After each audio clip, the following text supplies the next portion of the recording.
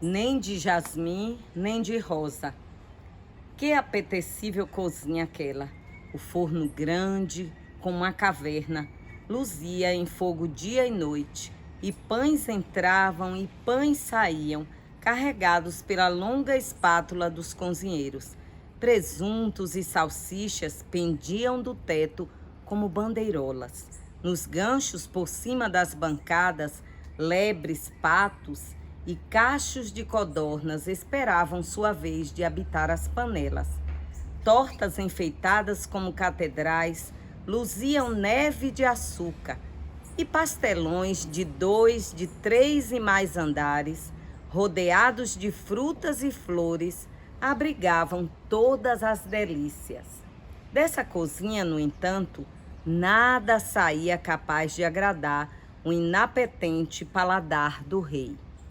Em vão, atarefavam-se o cozinheiro mó, o segundo cozinheiro mó, o primeiro cozinheiro simples e o segundo cozinheiro simplíssimo, e todos os jovens ajudantes de cozinha.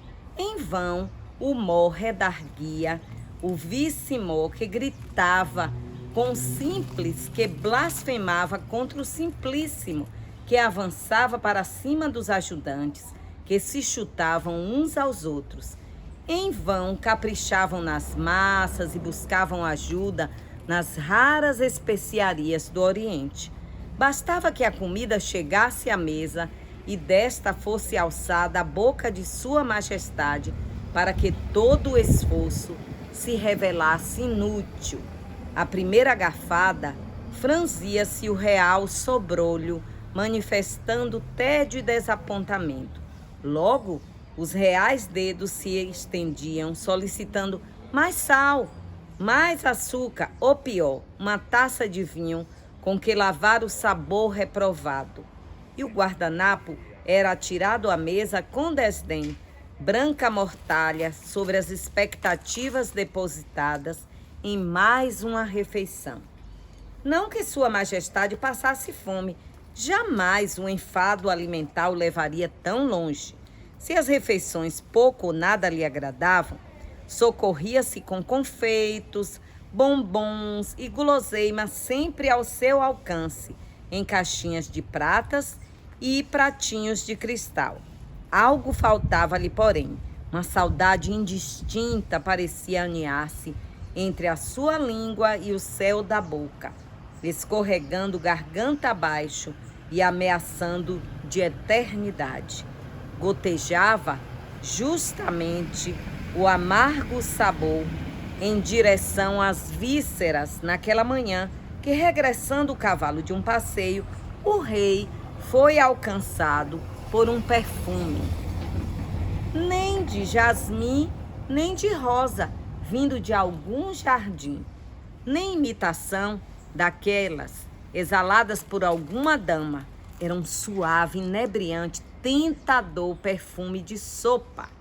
Como se obedecendo a um sinal do destino, os sinos da catedral bateram naquele momento 12 badaladas, que, repercutindo uma a uma no estômago de Sua Majestade, encheram de água a real boca.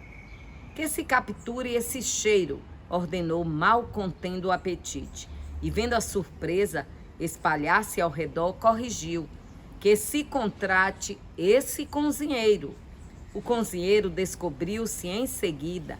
Era uma cozinheira que, entre o espanto e a alegria, viu-se arrancada da cozinha de sua modesta hospedaria e levada para a resplandecente cozinha do palácio.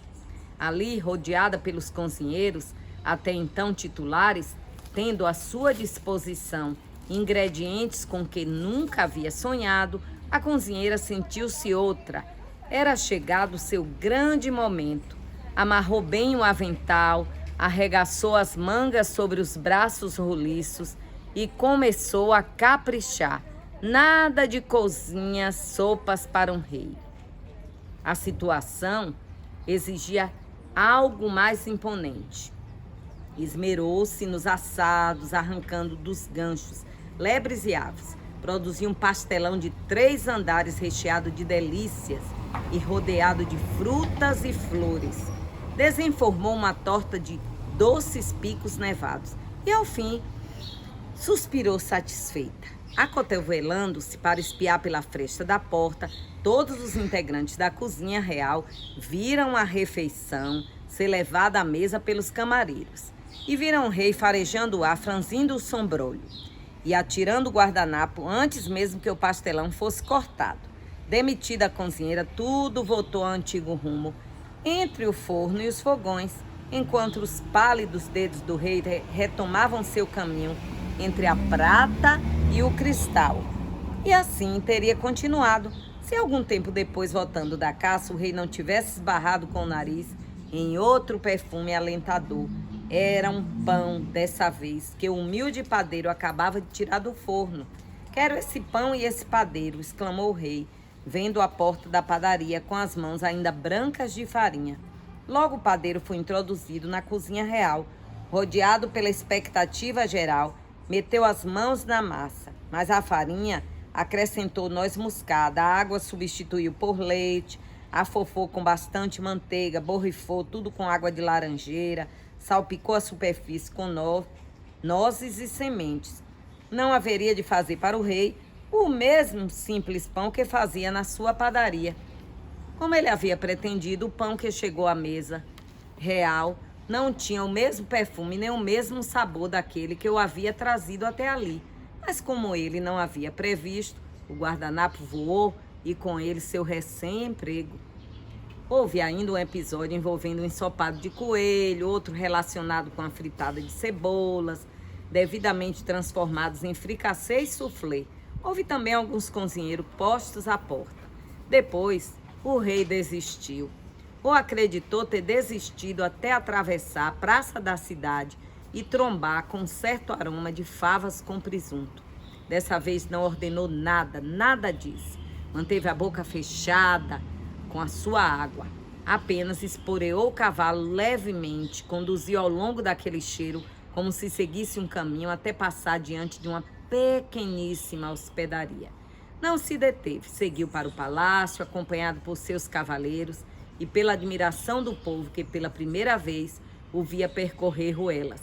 À noite, porém, uma figura envolta em um manto, com a cabeça coberta por um largo chapéu, deixou salões através de uma passagem secreta, varou as muralhas palacianas e saiu por uma portinhola atrás da casa do guarda. Esgueirando-se, dirigiu-se para a hospedaria. Não tirou o chapéu ao entrar, nem o manto. Sentou-se à mesa mais apartada, no canto mais escuro, soprou o toco da vela que brilhava no candeeiro. Em voz baixa pediu uma tigela de favas. Não demorou, pediu outra, em seguida outra a mais. Pela primeira vez na vida, o rei acariciou a barriga cheia, esperou passarem alguns minutos de pura beatude. Depois, protegido pelo manto e pela aba do chapéu, retirou-se, deixando sobre a mesa uma moeda que trazia gravado seu perfil. A partir de então, cessaram no palácio as demissões dos cozinheiros. As travessas, as sopeiras, as molheiras, os espetos ainda voltavam cheios para a cozinha, mas o rei já não fazia o sobrolho. Nas noites mais escuras, a silhueta imantada escapulia pela portinhola atrás da casa da guarda, esgueirando-se até tabernas, vendinhas e hospedarias. E, ainda que alguém tivesse prestado atenção naquele homem sombrio e misterioso, jamais o teria visto atirar com desdém o guardanapo sobre a mesa, mesmo porque, naqueles lugares, o guardanapo era coisa que não existia.